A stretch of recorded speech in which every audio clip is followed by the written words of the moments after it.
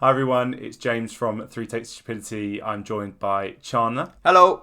We thought we'd do something a little bit different today. The new Fantastic Four First Steps trailer has released, and yes, it's nice to jump on the Marvel bandwagon to try and get some of that sweet dollar. But me and Chandler are fans, but Alex is not really into them, so that's why he's not with us today. We thought we'd do a trailer reaction. As I say, I've seen it. Just to let everyone know, I have seen it already. Chandler has not seen it. So, no. Great opportunity to get a fresh look. I'm quite excited for the film, to be fair. Marvel need to kind of start making some good movies again, personally. That's what I think. But I'll be honest, since Endgame, I've kind of let the films... I've seen basically all the films that have come out since Endgame. However, it's more just a sense of a reason to go to the cinema more than anything else. Whereas before, I was like, I need to go see these. I would go see them at midnight occasionally for the ones I really like. Civil War was at midnight. Infinity War was a midnight screening. There was another one in there. Guardians of the Galaxy 2 was a midnight screening. I did the... with a friend of mine, we went and watched Infinity War before midnight. So that Endgame started exactly at midnight. That was long. I like that. That was a long time in the cinema. Too long, actually. Yeah, I can imagine. But it was really good. I don't think I've done any other midnight showings, but I'm quite excited for the trailers of the films coming up. Look quite good. There's Captain America, which looks a bit more grounded, and I'm quite excited for. Hope they don't mess that up. Does it? Does it look grounded? Up until Red Hulk. Spoilers. Should we crack on and watch it then? Welcome to the Baxter Building. We make a point to do family dinner every week. Sunday at 7, on the dot, no matter what. We're all here. Herbie, how's that sauce coming? Yeah, I'll be the judge of that. So I was just like, okay, the bear, but the thing. Okay. Okay, is this guy good or what? What time period is this set? Not because it's not delicious, I just want to add a little... Oh yeah, I did. I still had the rumours, but it's like set in like the 60s. It feels like that, doesn't it? Yeah. You couldn't turn invisible. It's a different world. Ben wasn't a It's all rock. multiverse, isn't it? So it's going to be a different world. Best looking in Different universe, rather. And Johnny never caught fire. Ben has always been a rock. Johnny looks like a bit of a prick, which for me feels like a must. And I am right here. Whatever life throws at us, we'll face it together.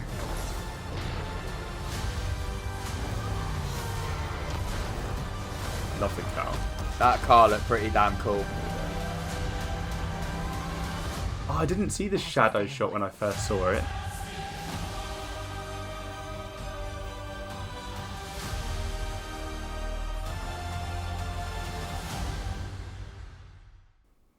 Welcome to the family. I'll tell you what, that actually looks quite good. Well, I mean, I'm fairly excited for it. I had very little hopes for it all, to be honest. But that looks quite cool. Like, I guess it's set in the 60s. I thought you were going to say Sex in the City then. Yeah, set in the 60s. Yeah, I think it's well for a second. Yeah, I think it's set in like the 60s or something. So different universe because the technology is definitely a little bit better. Yeah. Pedro Pascal, like, I love Pedro Pascal. Same. Like, anything is like Oberyn in Game of Thrones. I can't remember his character name in The Last of Us, and The Mandalorian. Like, he's brilliant in everything. Yeah, I really like him. I remember there was a lot of concern about him in this role because he isn't like... Reed has to be dark. Like, he's a good character, but he'll do terrible things for good, and he can be quite menacing at times. And Pedro Pascal often doesn't really play characters like that very often. I think the one I thought of is I'm curious to see him in The Last of Us season 2 because I think the character goes through quite a change there, and I think that might lend itself to maybe his Reed. But what I thought when I first saw it is the CGI is not done. Okay. I don't think... But there's still 5 months till it comes out, it says. Yeah, so. I don't think the thing looks great. I love the design. Don't get me wrong. I love how he looks the comics with the big eyebrows, and he's not like massive. Yeah. But the way his mouth moved looked like really bad anime dubbing. I'm not gonna lie, I didn't clock that, to be honest. I thought it looked fine. I still think the best version of him is the practical effects from the first ever Fantastic Four. Yeah, I'm not gonna lie. Controversial take here. I quite enjoy the first Fantastic Fours from the mid 2000s. So do I. I mean, we were children, but yeah, so do I. Yeah, we were. We would have been what, like 9 or 10 when it came out. Maybe even younger. Like I can't. It was Jessica Alba, Chris Evans, and I can't remember the name of the other three. To be honest, but it was enjoyable for me. Yeah, anyway. I loved them. Like again, as a 9 or 10-year-old. Fantastic Four, the second one where Johnny gets all their powers. As a kid, I was like, that's sick. Like, he's got all their powers. And it was quite funny how they played it. That was good. The reboot was not fantastic. I won't lie, I didn't watch it. Well, good. Well, not seeing it. One major positive that from that, which is we can take from this trailer, is that Galactus is actually looks like he'll be designed off comic book Galactus. You know, a humanoid thing. Yeah. Whereas in that Fantastic Four reboot, I think he was just a ball, like a planet-eating planet. So it was just like a big mysterious entity coming to eat the planet. Yeah, Green Lantern did it too. Wasn't that the same? I think. And wasn't that the same as the original second Fantastic Four? Maybe it was that. I might be merging them together. Either way, I think you are. It's bad that it wasn't. Tell us in the comments, please. Yeah, prove us wrong. Yeah, tell us how wrong we are in the comments, because again, stupid takes. Yeah, this is off the cuff as well. I did not go to look too much into the Fantastic Four lore just before this. But yeah, having an actual Galactus, I like that. I hope they don't. I hope it doesn't look goofy, or if it does look goofy, it looks goofy in the right way. Yeah, I love their jumpsuits though. They're like white and blue. Like they'd make a really nice jumper. Again, it looks like quite comic book. Like it looks good. I'll be honest. For any Marvel film that comes out at the moment, I don't have massive high hopes for. Yeah. However, that teaser trailer has actually made me quite excited for it. I guess as I've said on our pod, like I love any reason to go to the cinema, no matter what the film is. But to actually be excited to go to the cinema, that's made me fairly excited.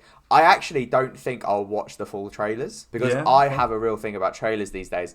If I watch a full trailer, I kind of think I know what's going to happen in the movie anyway. They give away far too much these days. So now I'm just like, right, I'll watch a minute. That's all I need to know.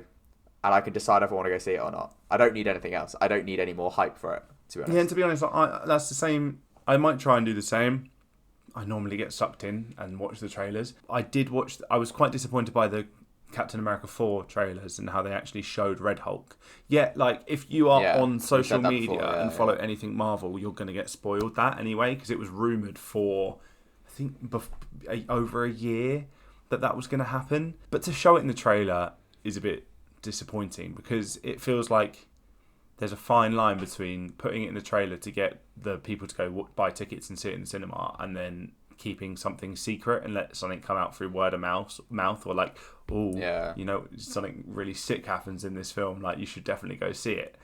It's like Deadpool Wolverine when that came out last year. Like there was so many cameos and spoilers for that, like people who come back. I'm not going to say any now just in case people haven't seen it, but there's so many, and I was actually surprised at how well those were sort of kept under wraps. They were so they didn't put any of that in the trailer. It was great. I do think it actually made for like great moments in the cinema. I was well surprised at the cameos in that, and like, I mean, one of them don't want to spoil loads, but I think everyone knows pretty well. Spoiler alert: Chris Evans came back as Johnny Storm, and which was quality, really great. It was played on so well. Oh, Chris Evans! It's nice after seeing him as Captain America for so long, where he's so upstanding citizen. I do the right thing and I don't swear. To see him go and then play like a douchebag was really fun. And also, where else was he in? I saw him in. Is he in The Glass Onion? Yes. And the sequel. No. He's in the first. He's in the first one. He's just in the first one. Yeah, Knives Out. I liked him in that as well. Again, seeing Chris Evans as a douchebag feels so weird to me. But then we got a new Johnny Storm. I think Johnny Storm has to look like he's a bit of a popular wanker. And he definitely does. He definitely seems like that. You don't get many shots of him, but the shots you do get of him going into flame and everything looks quite cool. And like the shots of him just hanging about, not doing much. Oh, you know what I mean. His But no, he looks his good. bleach blonde hair was quite bleach. I'm assuming as he's Sue's brother, it's meant to be natural. Didn't look it, but that's nitpicking of the highest order. But it does look like we'll get a little bit the origin story, which they haven't done a lot of in the last, I don't know how many years. They kind of, Marvel moved away from origin story and did them mostly in flashbacks or exposition. So maybe they're actually going to do it again. Well, I don't know actually, because they do say like the first time we went up, we didn't have these powers. True. So I don't know. Maybe it is just but again, flashback. I like that.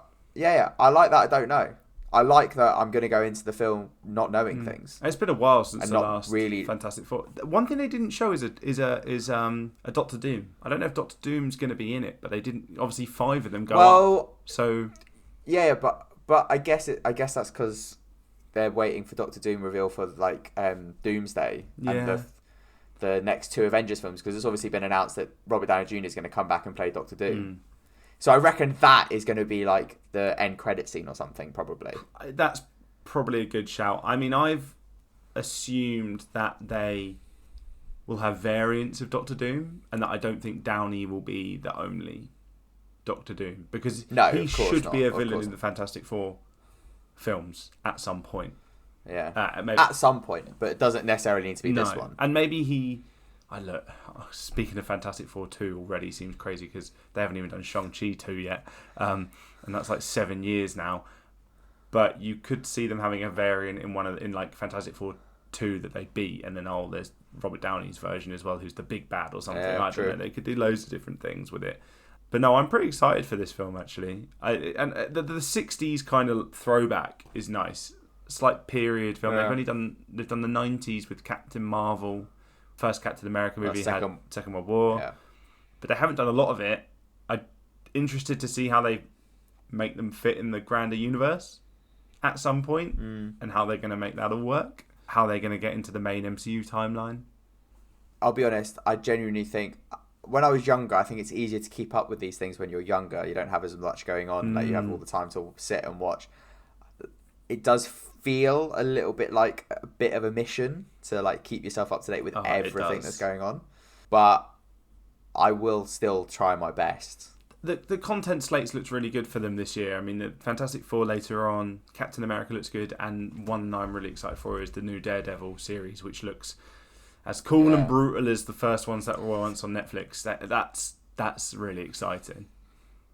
But again, I feel like with the series, we've gone completely off topic, but I feel like with this, how the amount of TV shows that come out with Marvel now, they feel special. So, like, remember, like, early 2010s, mid 2010s, you'd get 2 films a year, right? And that was basically it. Maybe a mini thing or like a short or something like that. But they would feel really special. Like, you go to cinema, I was like, oh my God, this is the second Marvel of the year. And that's all you get. Whereas now, you're like getting 3 or 4 films a year. You're getting like 4 or 5 TV shows a year. Yeah. Like, it's basically every week you've got to watch something. I think they are slowing down to make sure you know what's going on. I think they're slowing down with that because they kind of like were making not great films on TV and people hounded them for it. Like She-Hulk got hounded. I actually think She-Hulk's pretty good, and it had... I think that's the only one I've not seen now. It's actually good. And I think that's on, like, next on the list. It's pretty comic accurate, but general audiences didn't expect that from a Hulk character. And then, you know, there's types of people on the internet that aren't the biggest fan of maybe that type of show. And so it got hounded out, unfortunately, but it was all right. But I think last year they only did 2 projects. I think it was Wolverine and maybe Loki season 2. Agatha. Oh no, Agatha. Yeah, I can't remember when Loki season 2 was, but they definitely cut down. That was last year as well. So I was just adding onto your Agatha list. Was great. So it's 3, still smaller if it was 2 or 3 in the end. I'm sure there's Marvels. Was that last year? The second Marvel film and the TV show. Before then, that was before last year. Okay. I'm pretty sure. But I think they've realised that they need to start making some more quality over quantity, for sure. Yeah, definitely. Because it hasn't been great. And I mean, hey, the slate this year looks pretty good. I need to watch What If season 3. Haven't started that yet. And the new Spider-Man animated show. I think we talked about it on the podcast, but need to watch that as well. Yeah. I've fallen out, to be honest, and recently, at least with the TV shows, watching too many films for 3 takes to put it. Talking of the podcast, Mulholland Drive's out now, wherever you get your podcasts. Our next film is The Social Network, and then the finale of our Make It Big trilogy, Moneyball. So please do listen to the pods wherever you get your podcasts. We'll be back. We'll be back this Friday. Alex will be here as well, so it'll be a lot more enjoyable for you. Thank you and goodbye from me. Don't forget to look at our hot page. It will be in the description below. You can find all the podcasts and all our social medias there. And please do leave a request for next films and series ideas. Ciao.